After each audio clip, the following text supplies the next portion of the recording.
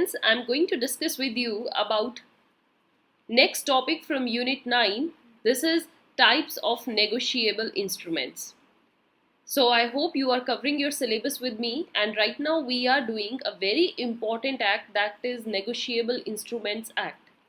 And among this act, now we are on the topic discussion about types.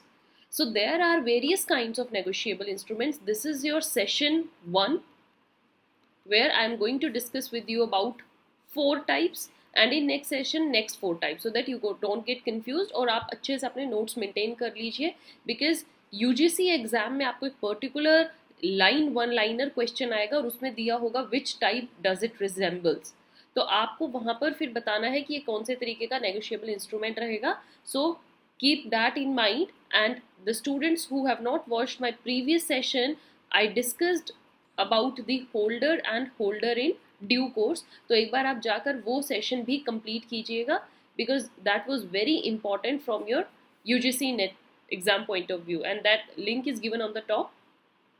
Apart from this, this is your mail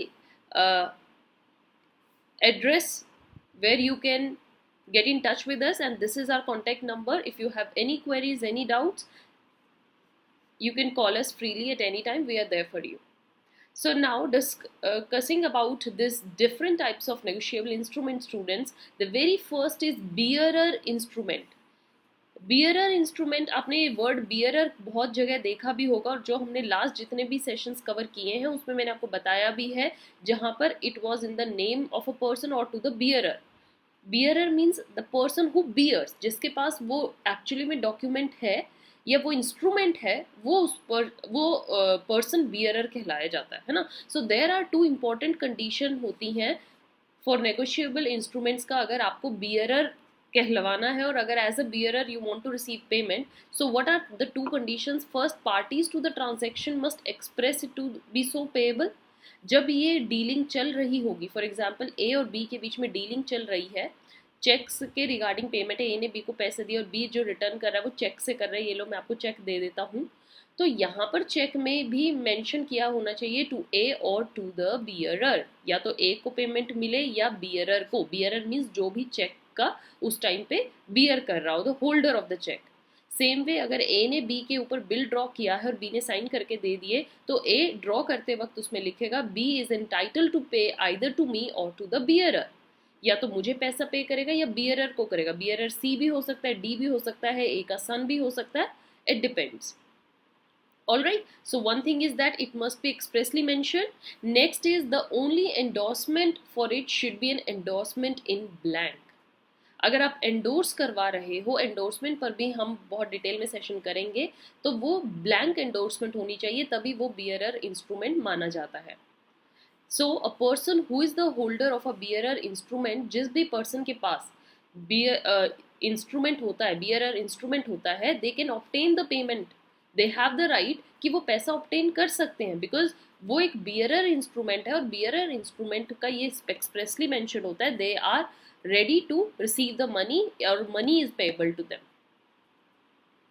All right, this was the first kind. Now coming to the second one, that is order instrument. जैसे bearer instrument होते हैं, ऐसे एक order instrument होता है. Order instrument का मतलब कि वो इंस्ट्रूमेंट जो कि पेबल ऑन ऑर्डर होते हैं, राइट, कि अगर जब उन पे ऑर्डर आ जाते हैं तभी आप उनको पे कर सकते हो. So they are payable when instrument expressly states them to be so.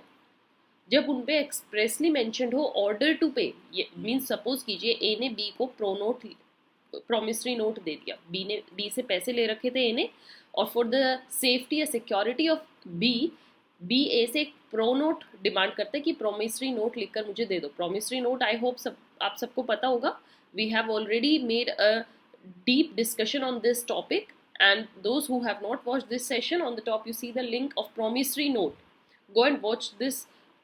Now A जो है वो प्रो नोट लिखकर बी को दे देता है. अब यहाँ पर क्या है, जो ए ने प्रोमिसरी नोट लिख कर दिया है उसमें साइन करे हैं उसने और लिख दिया कि I am going to pay this amount to be on this and this date, either to be और ऑन हिज ऑर्डर, या तो बी को पैसा पे करूंगा मैं या फिर उनके ऑर्डर पर जिसको भी पे करना है. सपोज बी कह देता है ए को, you have to pay this money to this person, he is coming, he is my agent, so that's order of B. So they may be payable to order only to a specific person. Order पर भी किसी specific person को दिए जाते हैं. जैसे B ने specific person का नाम लेना है, ए को बताना होगा किसको पे करना है. There should be no prohibition on the transferability. Yes, this is also the thing. This is no spaces there. Transferability भी उसमें कोई prohibitions, कोई drawbacks नहीं होने चाहिए. Next third kind is inland instruments. Inland, I hope inland का meaning सबको पता होता है, within the boundaries of a country. So inland instrument क्या होते हैं? ये ऐसे documents या ऐसे instruments हैं which is either drawn and made payable in India, या तो उनको ड्रॉ इंडिया में किया गया है, या वो उनका जो पेमेंट है, पेबल जो होंगे वो इंडिया में ही होंगे. राइट. जैसे किसी ने बाहर से कोई इंस्ट्रूमेंट ड्रॉ करके दिया है बट उनकी पेमेंट इंडिया में होनी है, तभी भी वो एक इनलैंड डॉक्यूमेंट ही माना जाएगा. Similarly one more kind of inland instrument is there. If it is drawn in India, India में आपने उसको ड्रॉ किया है upon some person resident, even though it is made payable in the foreign country. So ऊपर और नीचे वाले में क्या डिफरेंस है डियर स्टूडेंट? यहाँ पे drawn and made payable. And word देखिए, एंड मीन्स ड्रॉ भी और पेबल भी इंडिया में ही होना चाहिए. तो जो मैंने अबव एग्जाम्पल दिया था, बाहर से ड्रॉ हो रहा है, ओके, वैसा नहीं. Drawn and made payable in India. And second is India में ही ड्रॉ हो रहा है किसी पर्सन रेजिडेंट पे, बेशक उसकी पेमेंट आप बाहर किसी कंट्री में कर रहे हो. Right. The last kind of instrument is foreign instruments, quite opposite to the above one. ये फॉरेन इंस्ट्रूमेंट क्या होते हैं? जो इनलैंड नहीं होते. अगर हम इसको सिंगल लाइन में समझे तो ऐसे नेगोशिएबल इंस्ट्रूमेंट्स जो कि इनलैंड इंस्ट्रूमेंट्स की कैटेगरी में नहीं आते. तो ऐसे कौन से हैं? Every instrument that is not inland automatically becomes, वो क्या बन जाता है? Foreign instrument. बट अगर आपसे कोई फॉरेन इंस्ट्रूमेंट के फीचर्स पूछने लग जाए तो आपको क्या आंसर करना है? These instruments are drawn in a foreign country. Foreign country में ही ड्रॉन होते हैं और वहीं की ही people within or outside India payable होते हैं. Then it must be drawn in India, made payable outside India and drawn on a person resident outside India. वो person जो है वो outside India resident होना चाहिए. यहाँ पर क्या था? India में upon some person resident in India.